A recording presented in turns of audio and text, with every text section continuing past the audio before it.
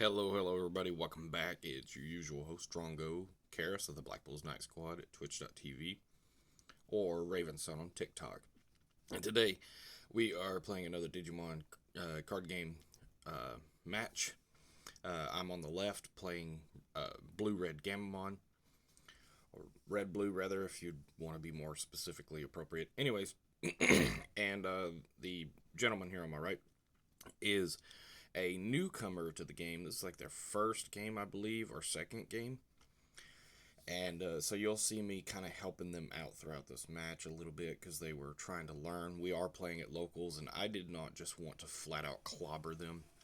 I wanted them to have a real experience with the game, something where they could remember having fun.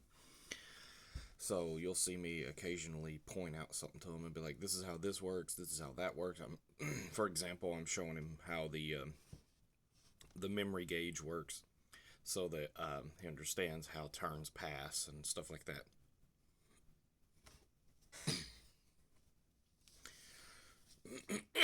Oh, excuse me. Anyways, he was making sure to ask questions. I told him, like, if you got any questions, you're not really sure how something works, just ask me, and I'll try to help you out as best as I can. I've been playing the game for a little over 2 years now, and got pretty good knowledge base of everything. Even I still have an occasional question where I have to go to my team coach or the judge and be like, "Hey, how does this work exactly?" So no embarrassment. If you ever have a question, just ask your local judge or something like that, and they'll be more than happy to help you understand something. Because the more you understand it, the less you have to call on them for rulings, and that means it makes their job as a judge a little bit easier, and so they're going to appreciate you for it. Anyways, so he borrowed my deck. He's playing Diaboromon. Sadly, he did have a little struggle here. It wasn't that the deck is bad. I still believe that Diaboromon has a great presence. It's just that he was getting kind of slow dead hands, and he was having a hard time really doing much with it. So you saw there he opened with the I can't even remember the name, Karismon or whatever. Sadly, it was the reveal searcher, but he ended up dropping it there. You saw I opened with Gammamon and dropped Memory Setter Hero. I'm just sitting there explaining to him how it all works.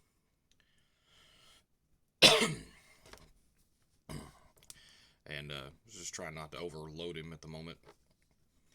He's a pretty good player. As you can tell, he plays Yu-Gi-Oh! At our locals.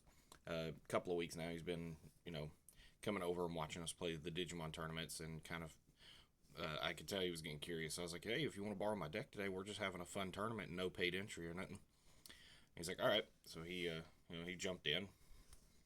I'll let him borrow my deck, and I told him, I was like, "It's a little outdated, so, it's gonna be a little bit hard to play against some of these other decks that they're playing here today." But he's like, "That's okay. I just want to learn how to play. I'm not sure what deck I want yet." And I was like, "Okay, that's fine."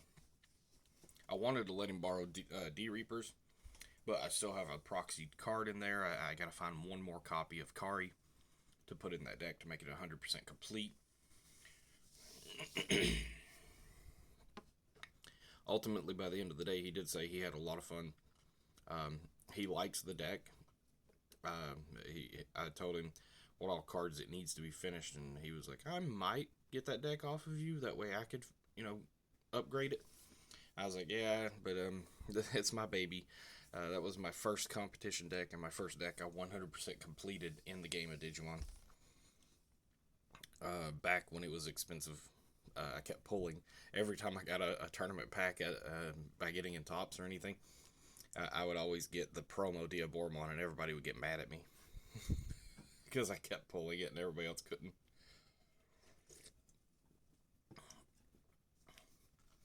So, right here comes another situation where he drops in a Rada Sonata, which is a smart move. In Diaboromon, you always want that errata out.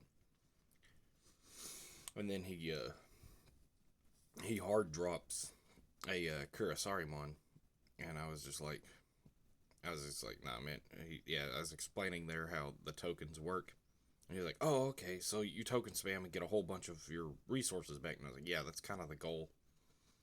You keep gaining memory, you keep drawing cards, you give them all a rush or haste. If you're a magic player, you'll understand that rush is haste. And then, yeah, he was like, oh, okay, I get it. And I was like, yeah, you can just keep swinging at your opponent until, you just wipe out all their health and win.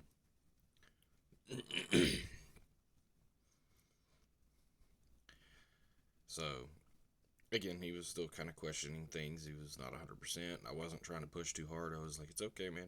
I was like, I'm patient. You got me in the first round. You got lucky. He dropped the hard Chris Armman. And I was like, hey, wait. I got a better idea for you. I was like, no matter what, it's gonna go to my turn, and you actually have a better play here, because I'm either gonna go to 1 or I'm gonna go to 3.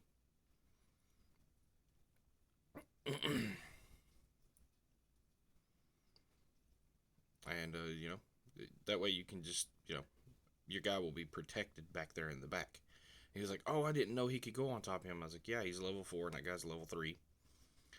I was like, either you're gonna put me to 2 or you're gonna put me to 1. Either way. He was like, oh, okay. You'll probably spot a misplay here and there once in a while, because it's hard to focus on playing, tournament wise, and you're still trying to win, but you don't want to overblow your opponent on their first game. You want them to, you know, you want them to play the game and have some fun. So it's kind of hard to balance all of that thought process at once. And I was like, hey, yeah. Now if you have a level 5 in your hand, and it's the same color, you can digivolve it over that guy. And he's like, oh, okay. And I was like, and don't forget to draw your card. And he's like, oh, that's right. And he was having a good time. I could tell he was having a lot of fun. Um, as far as how it felt like he was trying to play, uh, I recommended that he should play a blue green deck or a red yellow deck, because those two seem to be more along uh, his play style, the ability to just go crazy with attacks, but also be able to control his opponent at the same time. Very mid range style. So I was like, yeah, I think those are the two colors you should look into, or 4 colors and 2 combinations. Um, and then I was like, now see, here's where mine breaks the rules. I can put this blue guy over these red Gammamon because it says it has to be a Gammamon. He's like, oh, that's cool. So they got stuff like that in this game too. I was like, oh yeah, man. Oh yeah. He got a lot of rule breaker decks out there that are awesome.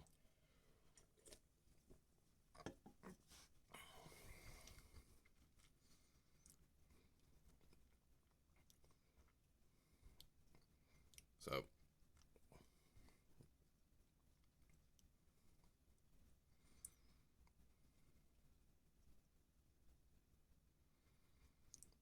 all right. So here I'm explaining that if he's got a Diaboromon out, or unidentified out in the trash pile, he gains an extra memory at the beginning of his turn.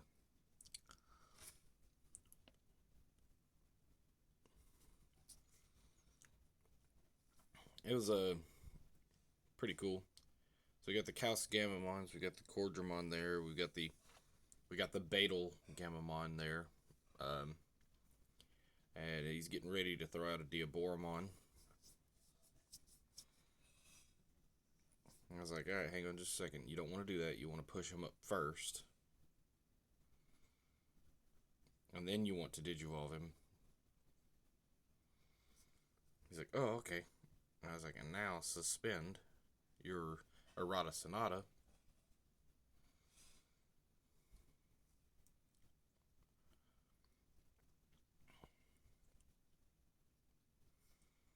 And you will now make. I was like, oh, I don't have one here. let me go. Let me go get you some spare cards for tokens.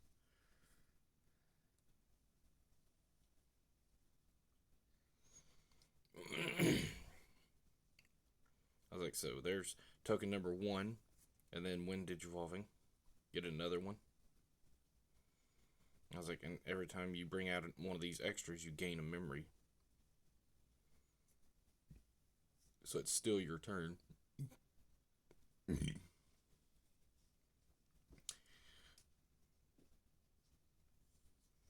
So I'm just like breaking down the rules for him, just trying to explain everything along the way, and it's a little bit overloading, because like I said, you don't want to just lose on purpose, because then you give them the wrong idea, but you don't want to over crush them, because then they won't have any fun and they won't want to play the game no more.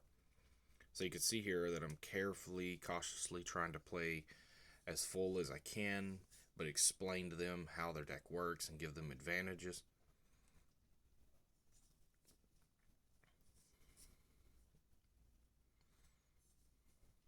And he's like, okay. And I was like explaining, how you attack other Digimon to try and clear up the field. They have to be suspended. And I had to suspend his card there because he forgot to suspend it when he attacked my security pile.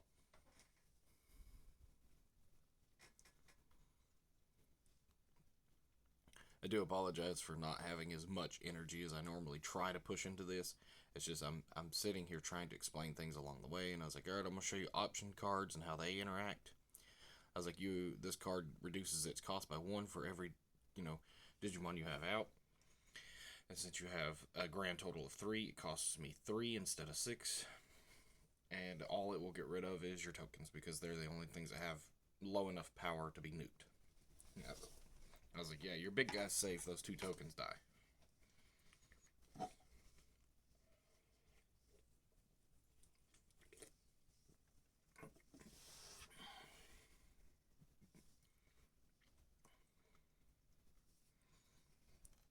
He's like, oh, okay, cool. And now I'm reading to him because he was not sure about how their stats are. And I was like, oh, it's on the card.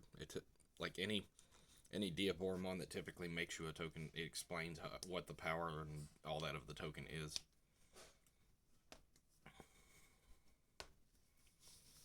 Sadly, I did not go to Digimon Fest, so I don't have those tokens. They're a little bit hard to find.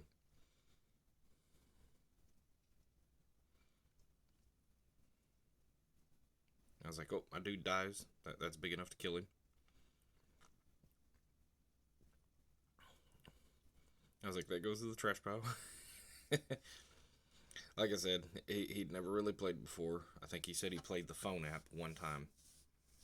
And I was like, yeah, I was like, the phone app is nice, but it doesn't really explain everything. It just kind of gives you the base design of the game and says, okay, now you know everything, even though there's so much more.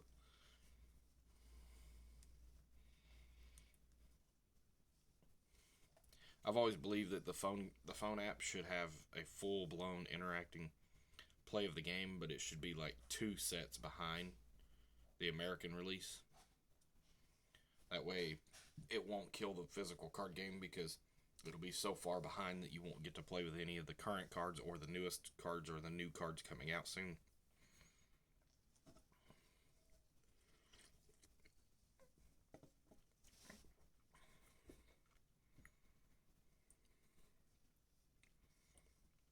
So, all in all, he did really good. Um, he played pretty good against me. He did lose against a couple other players. He hit and run a couple of times. It was pretty good all the way through. I just wish I'd had a different deck with me to let him borrow. Like I said, I don't think anything's wrong with Diaboromon. It's just you gotta put some money and effort into it because it's so outdated. Um, it's a little frustrating, because honestly, I love that deck and I really wish it had stayed at full power much longer. Hopefully they'll go back and throw a couple of support cards uh, its way to kind of bring it back. There's a few older decks that I hope they go back and throw a couple of extra support cards in there to help kind of beef it up and get it back up to par. Would be It would be kind of nice to see some of the older decks come back too. We did see 1 or 2 older decks come back with BT8. Um, let's see, but yeah, it would be a lot nicer to see more of them come out.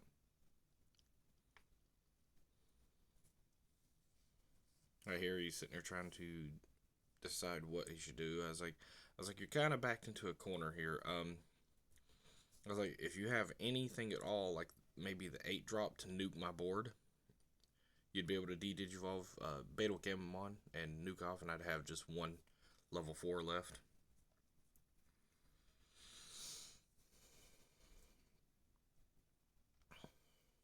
Trying to explain to him how the inheritables work versus the card effects.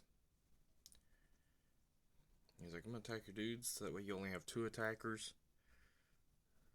But sadly, that's all I can do. I was like, well, you still have 3. Can you do anything with that? You got a card that says blocker?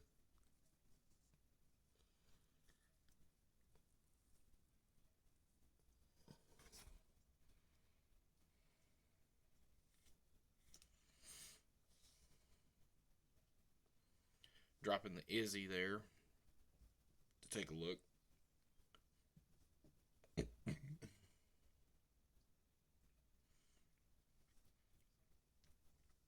And did not hit it. He hit a Shademon, Kurisarimon, and Karasmon.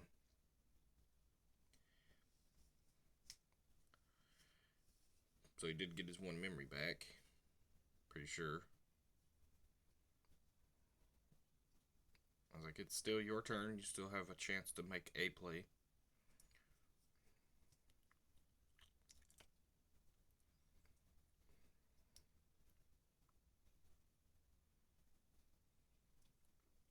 So let's see here.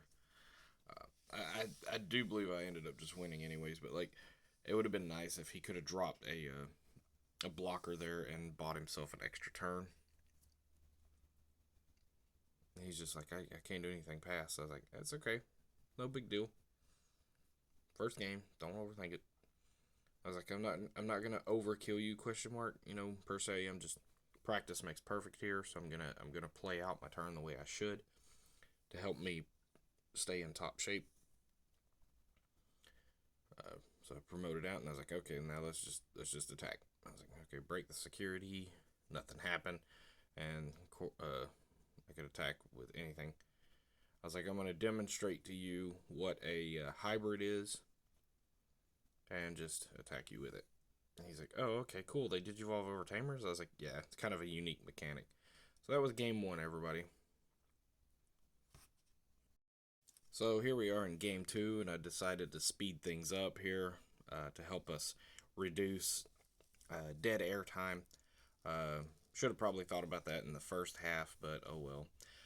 Anyways, so in game 2, I believe I'm going first if I remember correctly, because he went first in the first game if I'm not mistaken. So I was like, all right, here we go. So hatch out the Kurisarimon, I believe his name. I can't never remember. Garamon or something. I don't know. Drop down the 3-drop Gammamon. Throw down the 4-drop Gammamon on the field. Put him to 4. And he flips over. All right, and he's going straight into a good Garamon. Garamon is good if you can get those attack boosters or the draw power one down there. Goes into the Shademon. After the match, I tried to explain. I was like, Shademon is there, and it is a handy tool. But really, you want him on the field. I was like, it's better just to hard cast him for the 6 and use him as a blocker, as opposed to digivolving with him unless you have no choice. I was like, the only reason for that is because he's just not really good on digivolve material because he doesn't do much, and he's gonna die because you're gonna block with him. So went into the Infirmon, drops the Errata Sonata. I was like, I believe you're still at 0, so I believe you're still golden. And then I explained to him, I was like, oh, you wouldn't be able to drop Tamer and then push out. You'd have to push out, then drop Tamer. And he's like, oh, I'll do it over. And I was like, oh, you're okay. You could, we could just say you did it. That's fine. It's fine. I cut a lot of slack on first game, on first game ever. Because he hits a lightning joust, so it goes to my hand. I was like, yeah, man, I cut a lot of slack on first gamers because, I want them to enjoy themselves. I don't want them to feel overwhelmed and like, just like, this game's too complicated and not want to play no more. I want them to feel like, oh man, this game's simple. It's easy and super fast and fun. So I was like, all right, here we go. I was like, I'm going to play a little more aggressive this game. I'm going to try not to hold back as much. I was like, I believe you just nuked my field. I was like, yeah, you got rid of my 3 drops. So you got rid of the next incoming attacker. He was like, oh, cool. I was like, yeah. I was like, no, that goes to the trash pile. It resolved. You get it for free. Um, I was like, so, yeah, I believe I'm going to have to just play a card in my turn. I was like, I'm going to put you all the way to 6 and draw 2 more to replace that rookie you just killed.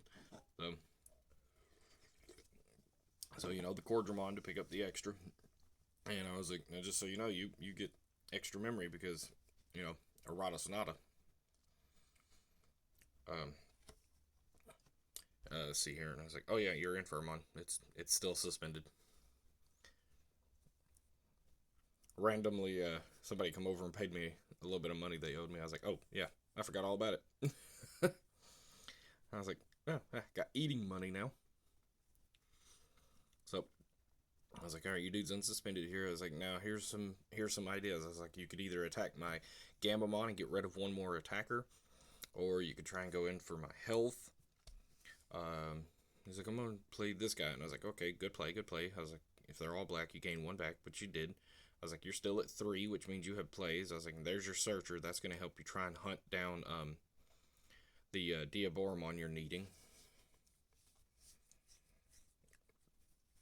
I don't believe he ever saw a Diaboromon in this match, if I recall correctly, and that's kind of like what ended up happening. He never could find a Diaboromon, and I was like, man, that's really crazy because I have like 8 of them in that deck. So, like, what is up,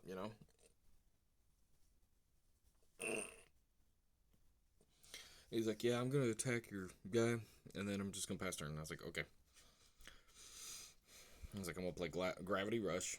I was like, I explained to him, I was like, I gain an extra 2 for free, but at the end of the turn, when it switches over to your turn, you'll gain 2 more in return. And he was like, oh wow, cool.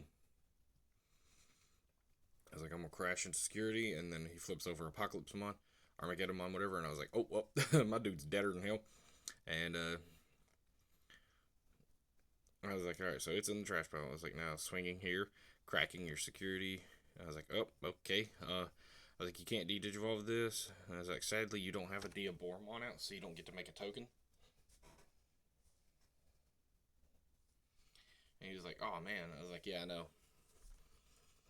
I was like, there's your Diaboromon there.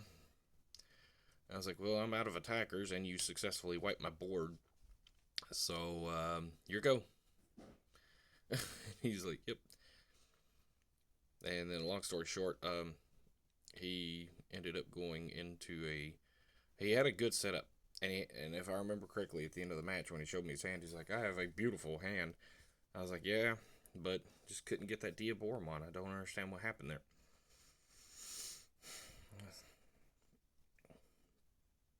I was like, I guess I would, if I were you, I'd go for either the Cursorimon or the Caramon. And he was like, okay. I was like, now showing him, I was like, you could, digivolve it anywhere you wanted, pretty much. A little bit of a misplay here that he didn't notice. It's okay. I was like, you wouldn't be at 2, you would be at 4. But I was like, I don't want to just do it for him. I want him to kind of pick up on it himself by himself. But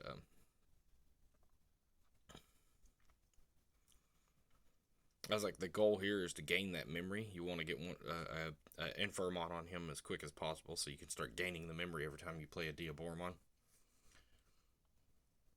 He's like, oh man, that'd be so good right now. I was like, yeah, it would. You could just like go off and just like completely crush me. But like I said, he just never hit that Diaboromon. It was pretty bad. He's like, can I attack with that? And I was like, yeah, technically it has been out for a full turn. I was like, the previous hatched egg had already been out for a full turn. So Digivolving doesn't make it a new Digimon. It's it basically has Rush built in by default.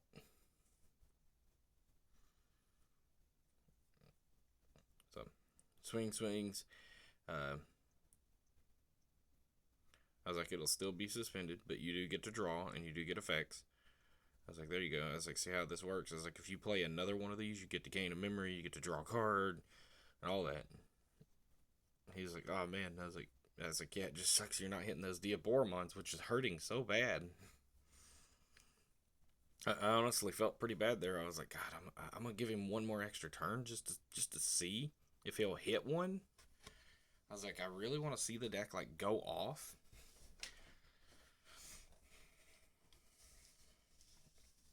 Like, I won't pass the turn. I was like, I know I can kill you, but I just want to see if you'll hit one just out of sheer chance. If you'll hit a Diaboromon.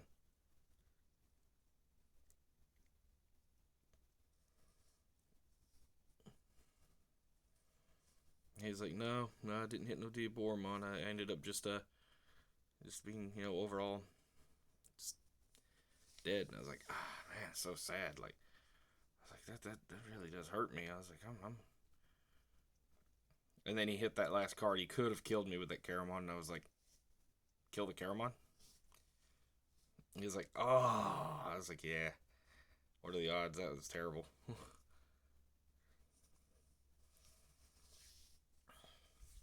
And I was like, well, I can't just keep passing turn. Everybody would get annoyed. I guess I'll just go ahead and end it. I was like, man, that's upsetting. I was like, that's really upsetting. So I was like, all right, here we go, coming in, swinging in for the game. I was like, practice makes perfect. I'll swing and kill with Beetle Gammamon. There's the handshake. I was like, where was Diaboromon? My God. Like, you can just see here, card after card. I was like, God, there's Armageddon. I was like, geez, man, where is it? There it is. I was like,